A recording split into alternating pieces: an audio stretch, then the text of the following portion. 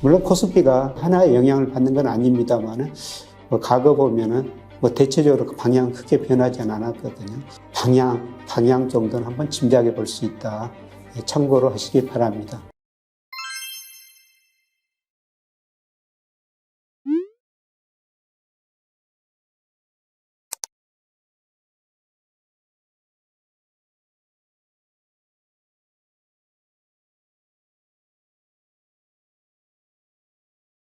한국은행에서 6월 경상수지를 발표됐습니다. 그 내용을 살펴보고 왜 우리가 경상수지 흑자날 수밖에 없는가, 그리고 경상수지하고 주가 관계는 어떻게 되는가, 그걸 한번 살펴보겠습니다. 우선 국제수지라고 발표하는데요. 국제수지에는 크게 경상수지하고 금융계정입니다. 경상수지는 상품수지, 그다음에 서비스수지, 본원소득수지, 이전소득수지 이런 거로 구성되고요. 그다음에 금융계정이라는 것은 직접투자, 우리 기업들이 해외 직접투자하고 외국인 기업들이 우리에 직접투자할 수도 있죠. 그리고 증권투자, 우리가 주식, 채권, 해외 투자하고 외국인들도 역시 우리가 증권 투자를 하게 됩니다. 이런 걸 고려해서 금융계정이라고 그러는데요. 국제수지는 크게 경상수지하고 금융계정으로 구성되어 있습니다. 표를 보면서 조금 더 보면서 이해하는 게 좀 좋을 것 같은데요.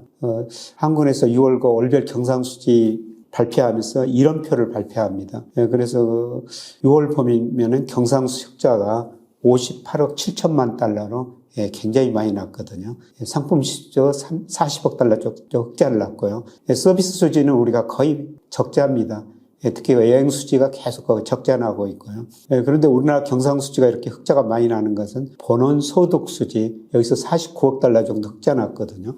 그런데 투자 소득이라고 있어요. 투자 소득이라는 것은 우리가 해외 직접 투자하고 그 다음에 주식 채권을 사기 때문에 이자 배당이 계속 들어오는 거죠. 이게 6월 한 달만 51억 달러가 들어왔습니다. 그래서 주로 투자 소득 수지 때문에 우리 경상 수지 흑자가 이렇게 많이 나고 있습니다. 물론 작년 상반기에 비해서 올 상반기에는 경상수지 흑자폭이 많이 축소됐습니다만은 연간 전체로 보면 적자는 아닐 겁니다. 왜 이렇게 투자소득에 흑자가 나는 이유는 나중에 한번 살펴보고요.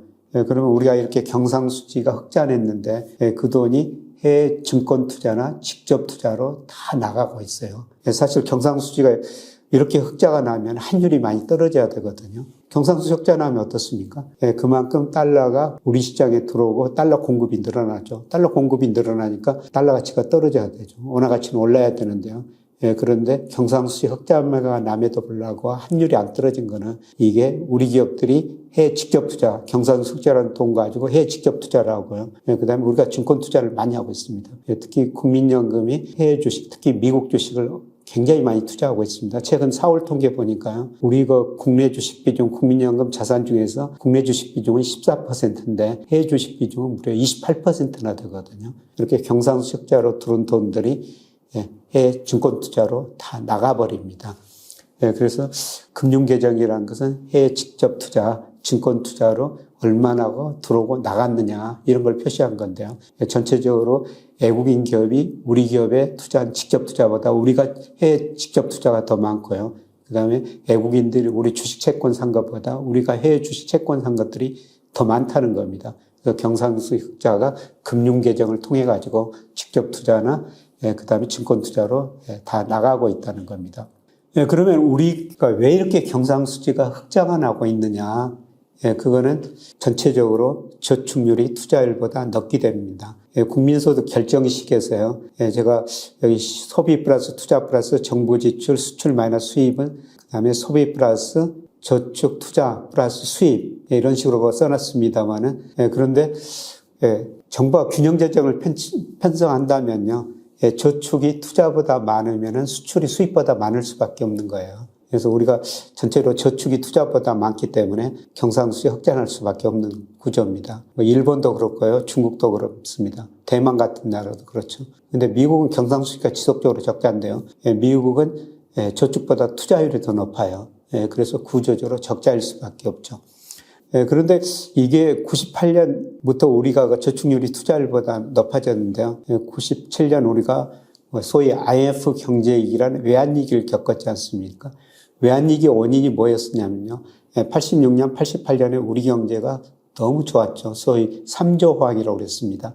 전 세계적으로 저유가, 저금리, 저달러, 엔 강세로요. 수출 중심으로 우리 경제가 86년, 88년에 연평균 12%나 성장해 버립니다. 이렇게 경제가 좋으니까 우리 기업들이 매일 낙관적으로 투자를 많이 했는데요. 근데 90년대 수요가 돌아서 수요가 부족하니까 기업이 부실했죠. 은행이 부실했죠. 그래서 97년에 외환위기는 한마디로 부실한 기업, 은행을 처리하는 과정이었습니다. 정말 뼈아픈 구조전이었죠. 30대 재벌 중 11개가 해체될 정도였습니다.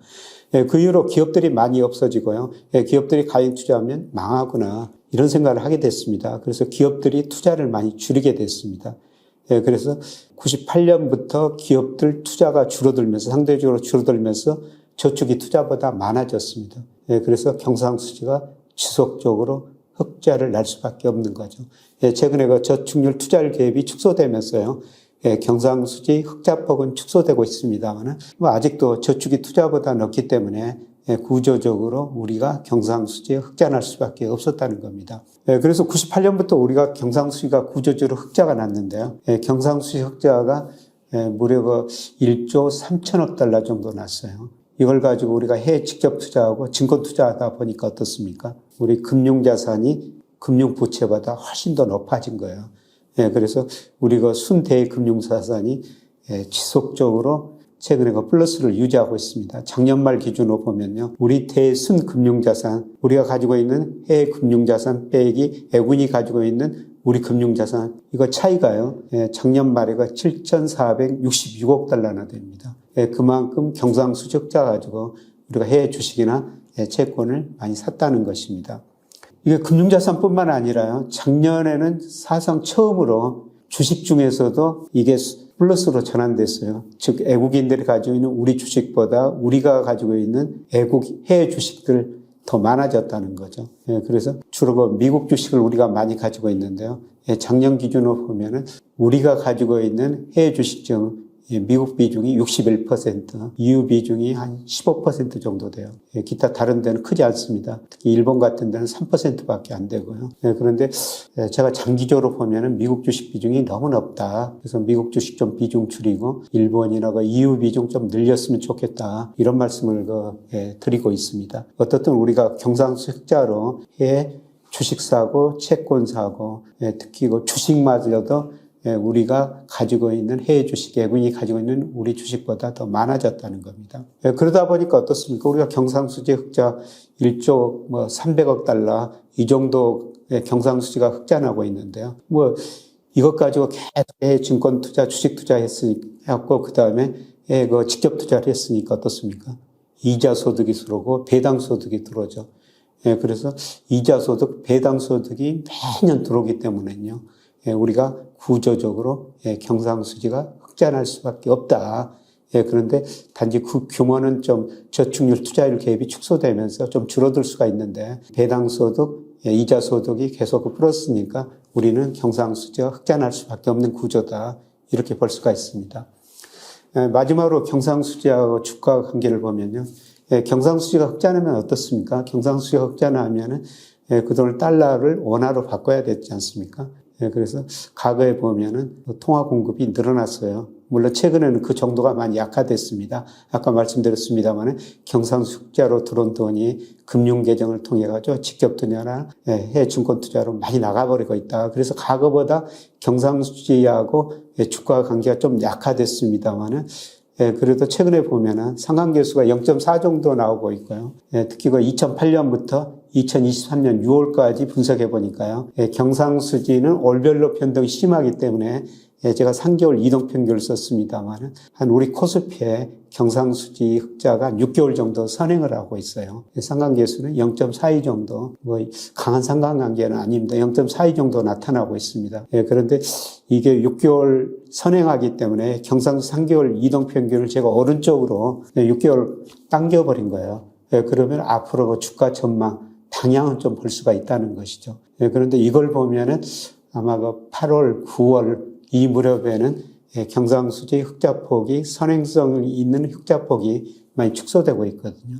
이걸 경상수지 하나로 보면은 주가가 8, 9월 정도는 조정을 보일 수도 있다. 이렇게 볼 수가 있습니다. 물론 코스피가 경상수지 하나의 영향을 받는 건 아닙니다만은 과거 보면은 뭐 대체적으로 그 방향 크게 변하지는 않았거든요. 경상수지로 보면은 아마 주가가 8, 9월에 조정을 벌 수도 있다. 이렇게 볼 수가 있습니다. 그래서 경상수지 가지고 우리가 주가 방향 정도는 한번 짐작해 볼 수 있다.